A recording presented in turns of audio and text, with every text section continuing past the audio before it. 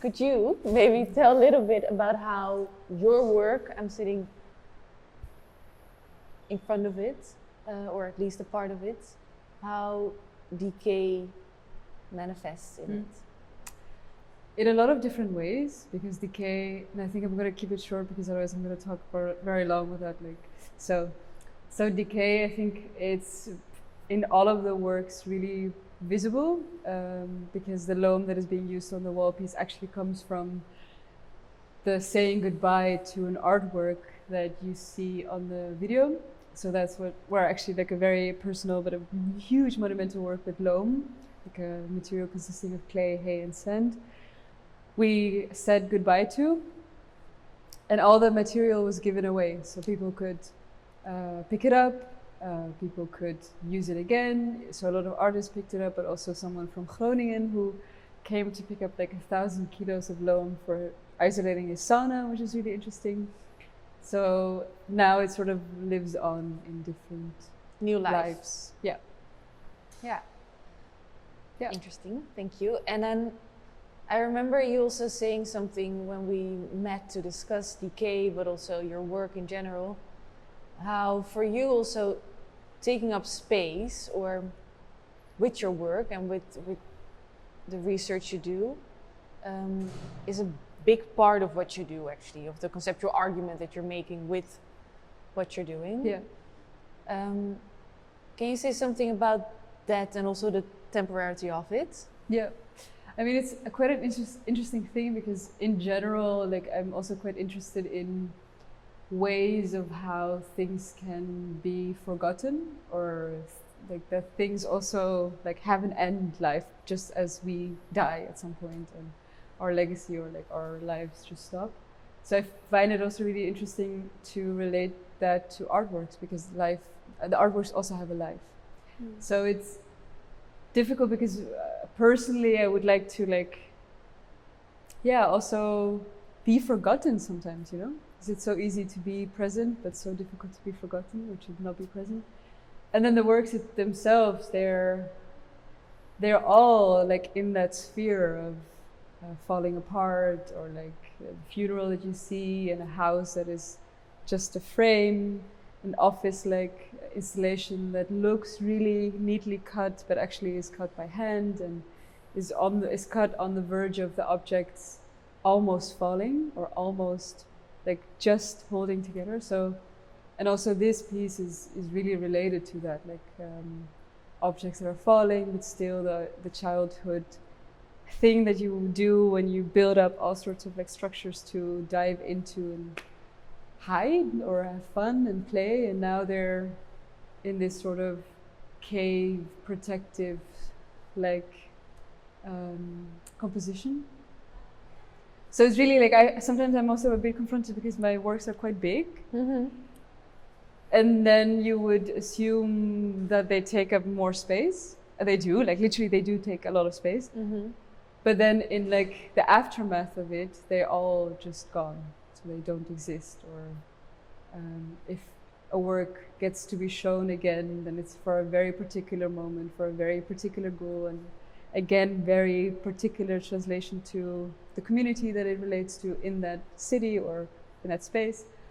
And then it has to be executed again, but with the same intention as the first time. And I think that, for me, is really important, to keep the same intention while everything sort of like falls away and time passes and you change. And do you think there's more privilege in vanishing, or in choosing to vanish, than taking up space? I think it comes with a lot of fragility.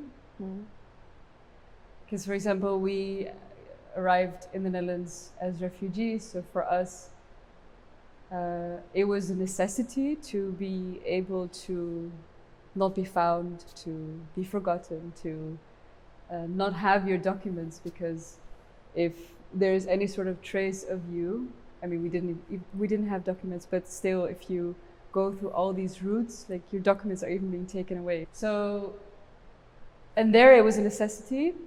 And I think now, especially as an artist, you have to be present, you have to show works, you have to do this, and you have to physically be present to meet people and to talk.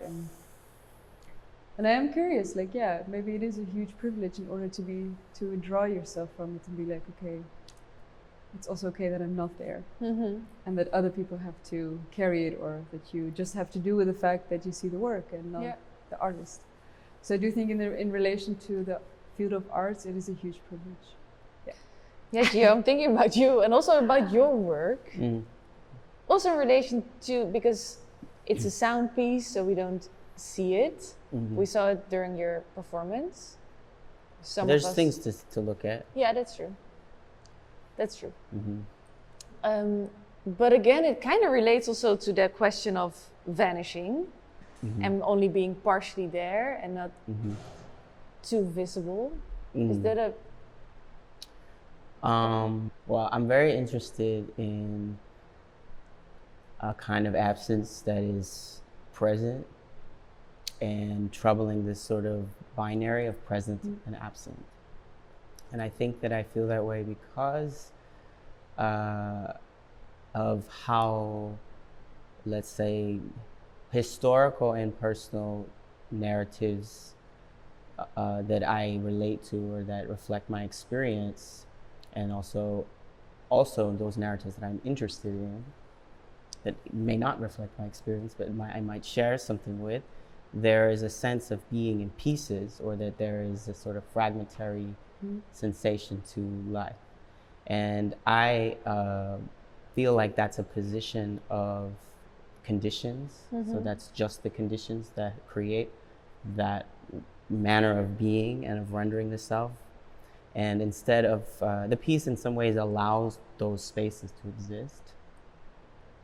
So allowing things to be in pieces or in fragments, allowing things to trickle in different temporalities, in some ways evading a sensation of wholeness or like completion.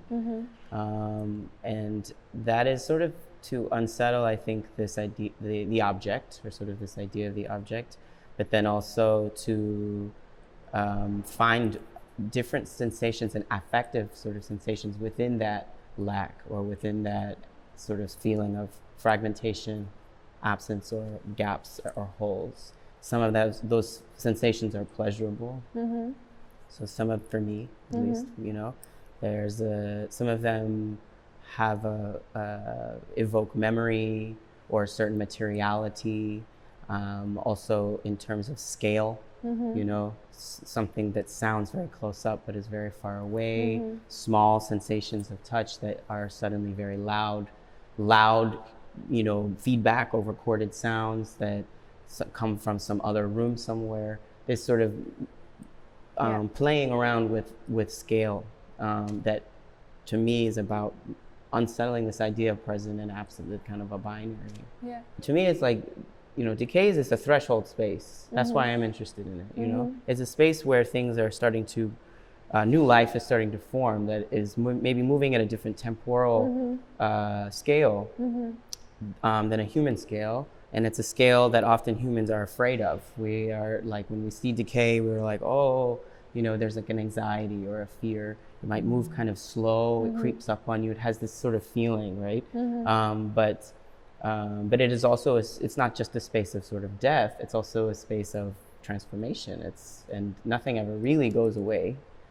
You know, everything changes form. And that's not meant to be sort of, that's not scary to me, you know, or mystical.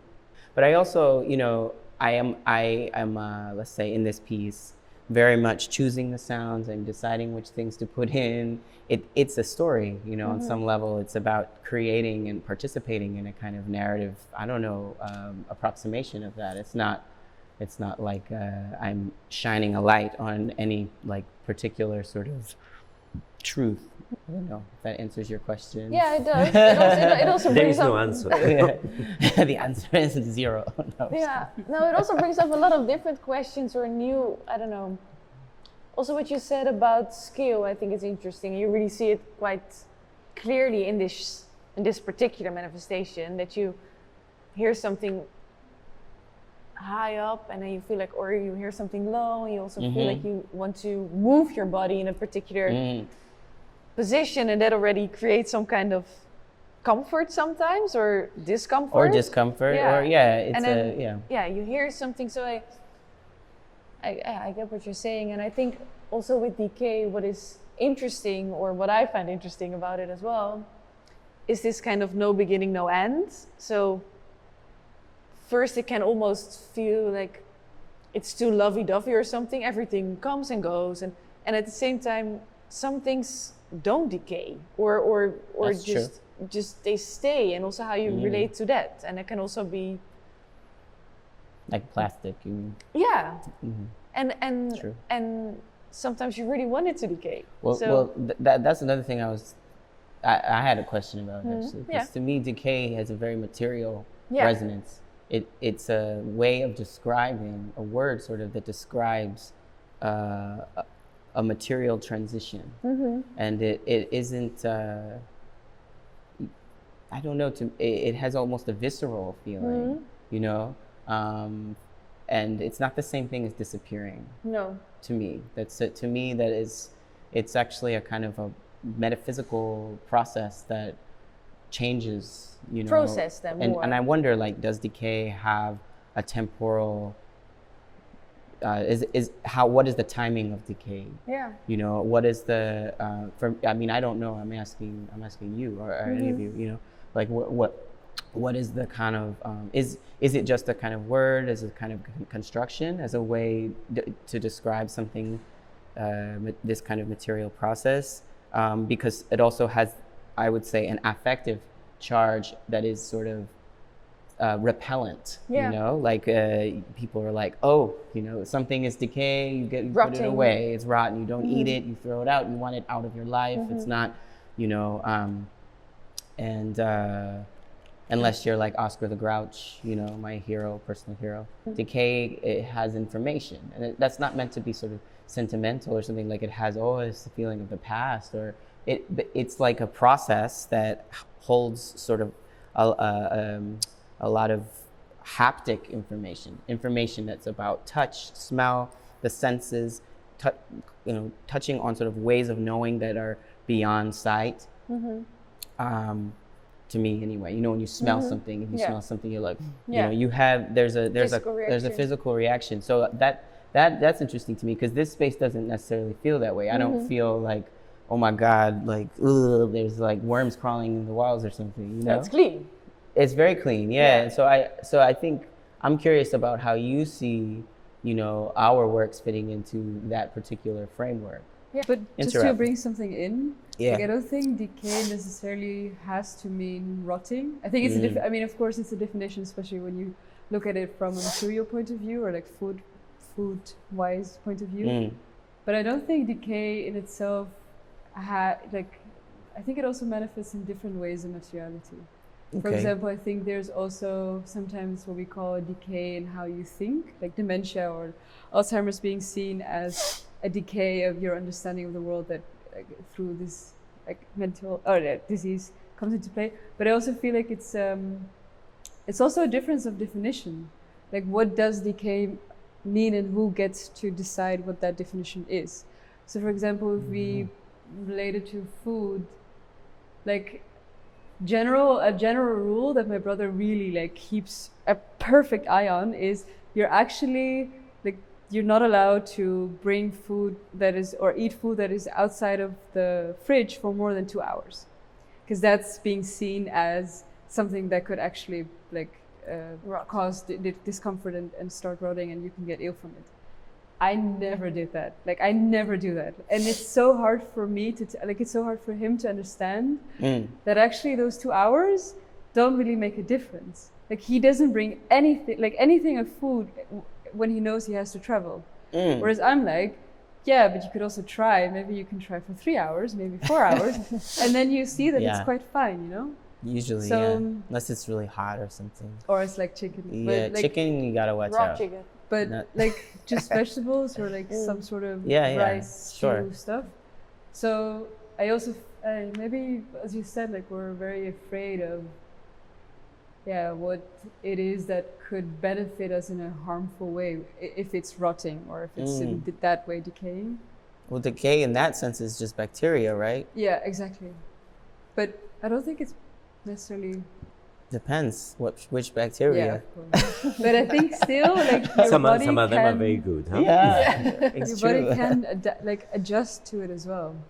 Not in the Oh, I length see of what you eating mean. raw chicken, but what I'm trying to say is that we're also used to a specific definition of decay and or what you said, temporality of it. What I'm proposing is to rethink that, because what is like redefine that. Okay. Maybe that's also in a way what we're doing here. So then maybe to bring it also back to your work, Joël, because with your work we're quite literally seeing the process of a product decaying, potentially. Or at least changing form, quite literally. Could you say something about how decay for you in this work manifests, or how it's? I think we already had like a lot of answers, from that, and I totally agree. When Gio was saying about the idea of the duality of things, when you are talking about also this idea of the temporality, my position is really between all of those things. I think I'm between from A to Z. My position and my definition, or maybe my statement about this, it's really decay is between something and something, between life and death, between today and tomorrow, or tomorrow and yesterday, from here to another location, from this context to another context, from one geography, from multiple geographies, from one product to multiple products, from one aspect to another aspect, from sadness to hope, from drama to joy. No, it's all of those things. But the thing that I'm trying maybe to describe, and I'm really using this word of describing things, is maybe to insist on the idea of the process of decay that you can activate by yourself, aesthetically, emotionally, physically, but something that you don't know also. Even if you have the rules, there is a moment that you don't know what's happened, what's wrong, what is the reason. So I think it's more, maybe it's a little bit philosophical thing, but for me it's really this little moment that you don't know why. History is there, but sometimes there is still some mystery inside the history. Oh yeah. And you see, and I think it's why, I really put on this project, all the mediums, all the rules, and on the process that you have to deal with. But after, I put some canvases, I did some drawings on them, and then I say you have to spray all of those perfumes during 61 days. Everything was very specific. But then there is always an accident. The accident of, the unknown. The accident also of the aesthetic on the paintings. The accident also of the layering things, of the smells, of everything. So for me, it's more the process of mystery.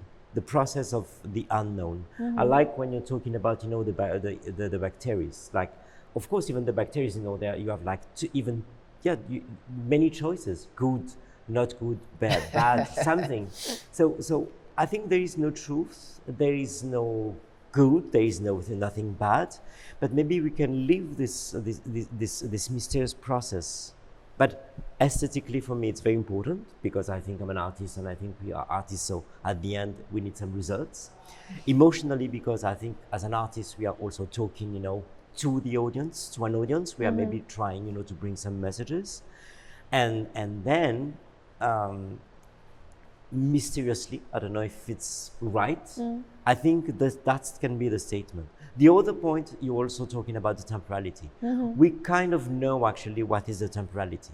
61 days, the museum is open from that day, from now to I don't know, until 5 or something. But I think between those moments, we also on another temporalities. And just maybe to finish, you know, like, for example, on the perfumes that I choose, you know, the fragrances that I use, I'm using a fragrance, but actually on the fragrance you have a different decays, but you also have a different geographies that you can play with to create another mystery. Complicated, no? I wanted to say about that locality as well. Because I think that's in all the works, right? There's about, like, with MUC studies, you have like it's an ongoing research that is not necessarily just here. No.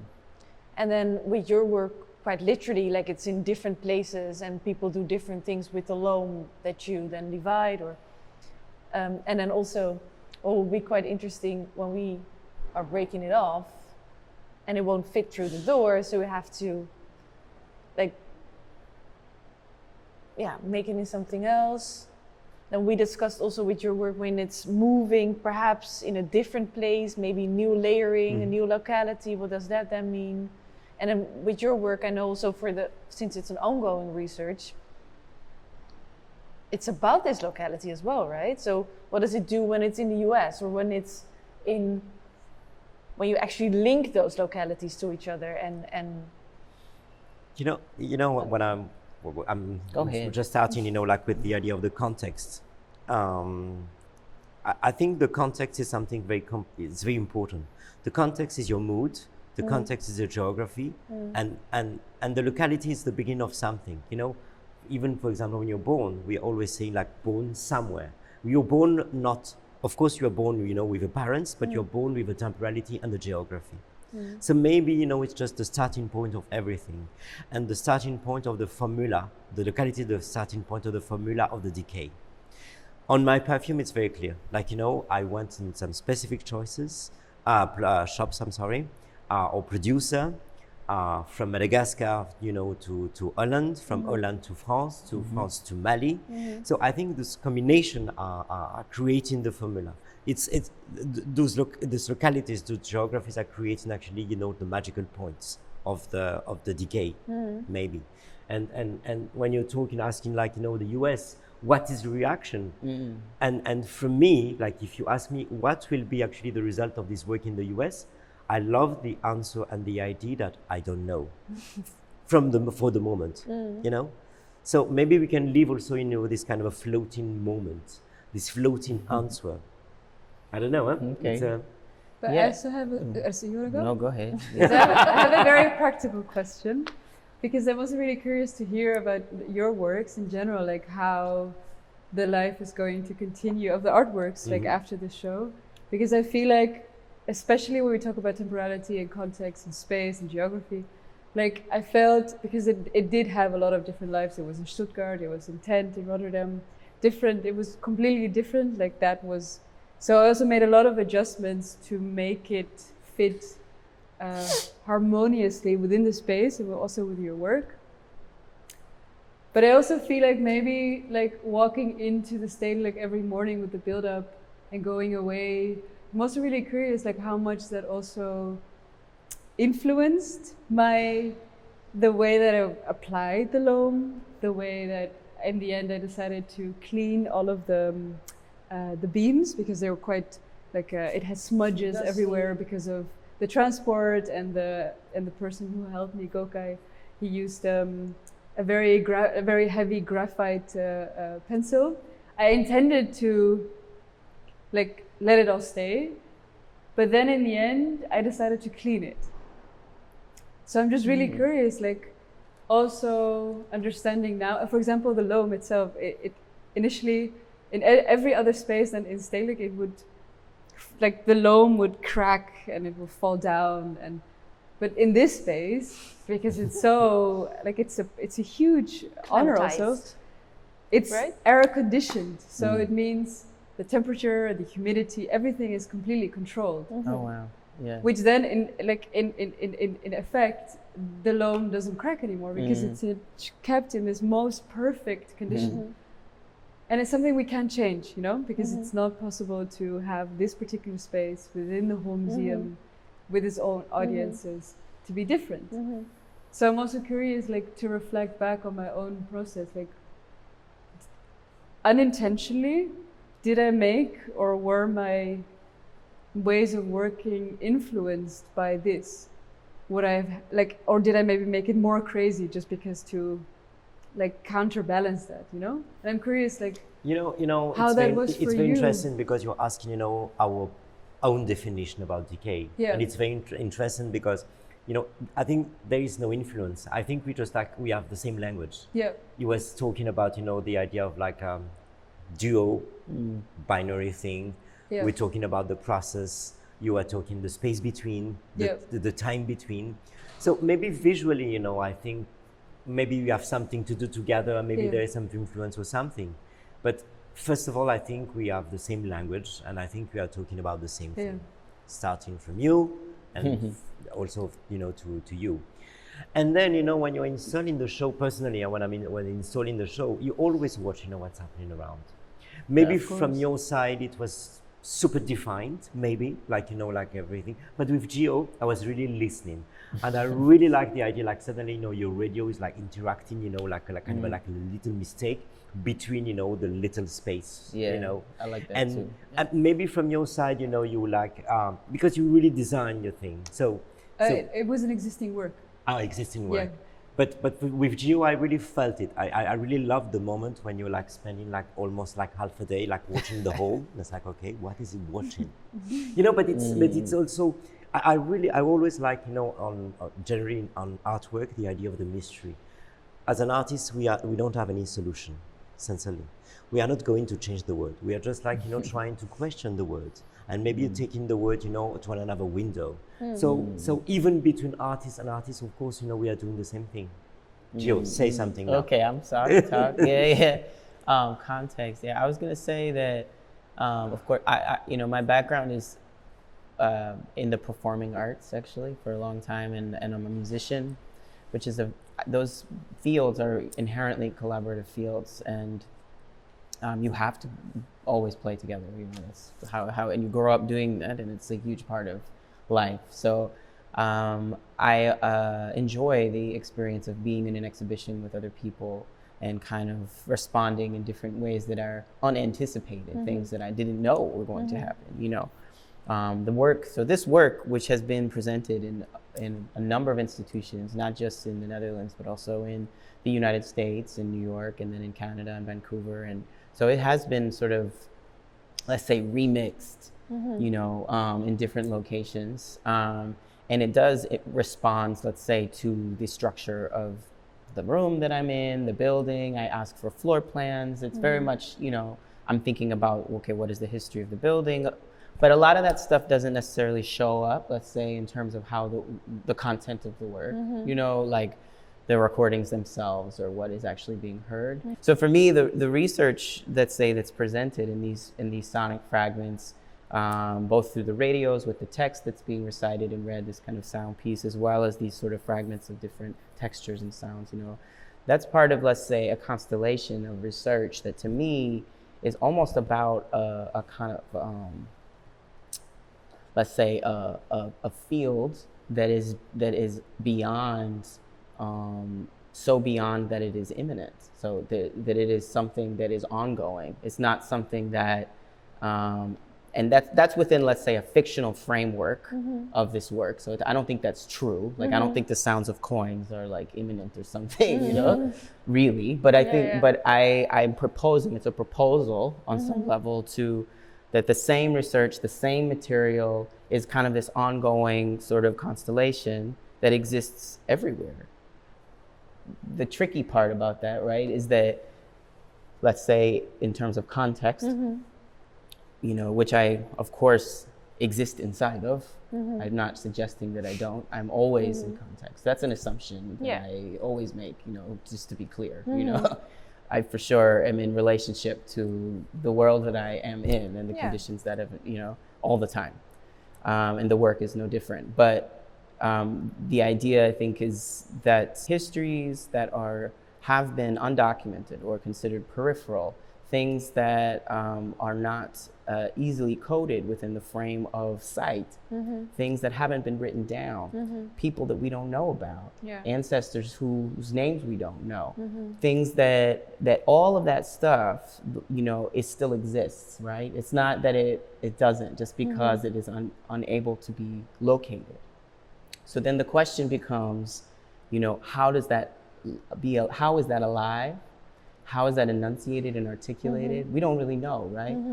And maybe that's part of it, that not knowing. You know, you know, for me, the piece is also, it's not about a kind of plumbing the depths and finding the treasure. You know, like this idea of kind of going through, let's say, a historical archive and finding this thing and locating it. And although, of course, there's always can be very great power in that. Let's say finding a story about somebody that you didn't know about, or, you know, not to discount any of that, and many of us need that, right?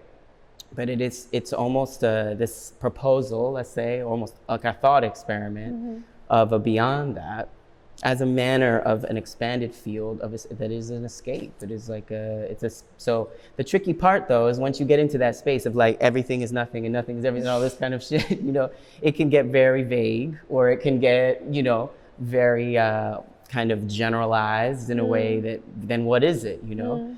So I think that for me, then that's when I as an artist come in and I say, well, okay, this is what it's going to be in this room. It's going to be these sounds. It's going to be these textures. It's going to be these sensations. It's going to have this cadence in terms of speech.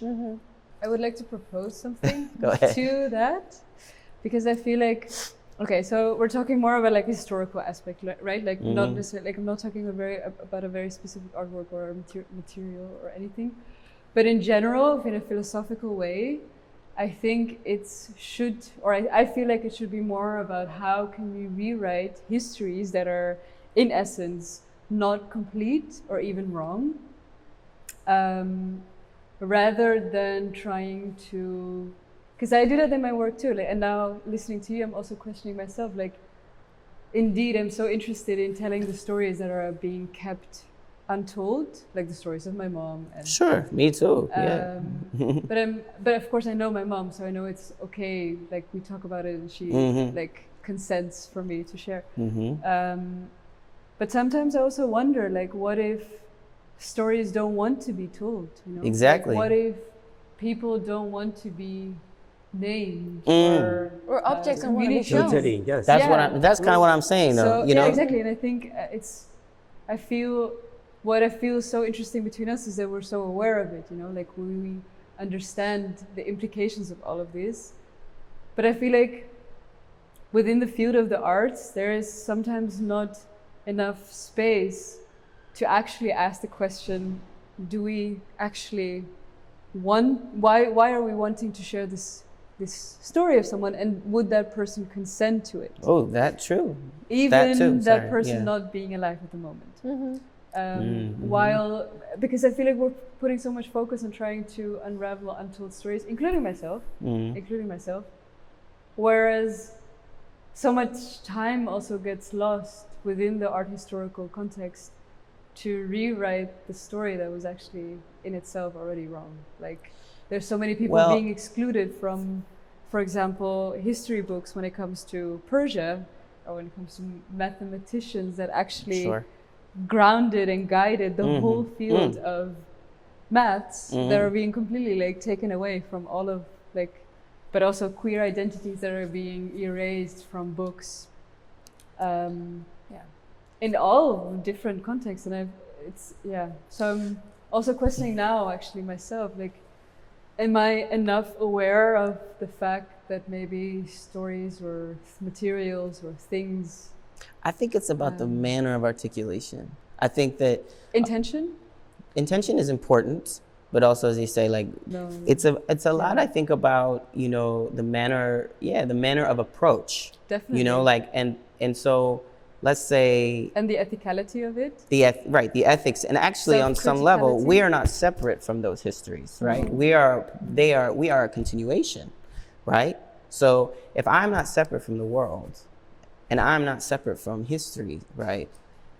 then I'm inside of something Yeah. all the time. But and, continuing. I and think that is continuing yeah. now in the present. So, and the kind of advocacy for me is around actually a kind of obfuscation on some level. But can you, reflect to something that you're in?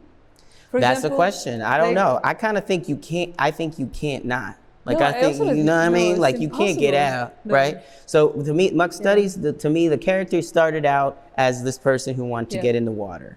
And they want to get in the water because they're looking for something, okay? They get in the water, they start looking for something, and then in this narrative, they just get deeper and deeper and deeper. And then they're inside of something, and then they realize, they kind of forget why they came. Yeah. They realize because suddenly— you're part of it also. Yeah, and they suddenly realize, oh, actually, I'm a part of the world. I am not separate from the world. So then how am I supposed to study? But it's a methodology that doesn't separate the subject from the object. Because doing that is actually a violence, I think. I completely You know? agree. I also feel like with this presentation in Buro Stedelijk, it's also that, no, but like legit, like I think it's an amazing, like I think it's so incredibly necessary, it's so incredibly important that you're doing this. And I feel like this is also an experiment to that, you know, like can you and how do you actually find ways to vocalize this aspect. And I feel like with all of the manifestations, you also try to go, like you're going outside and then coming back in, and you're in the space, but you're also out of it. So it's about this like ambivalence. Like a foot in two different or multiple different worlds in order to be able to reflect in each of the positions. Yeah, and also the impossibility of it. So I think that's a constant kind of, at least, I try to be aware of that as much as possible. Probably I'm missing a lot, but I think what is a constant thing, and that's why I was also like listening to what you were all saying, because it's quite the same as what we're trying to do with Buro as a whole project. It's figuring out what it means to be in that, like what you said about the loam that is not decaying here.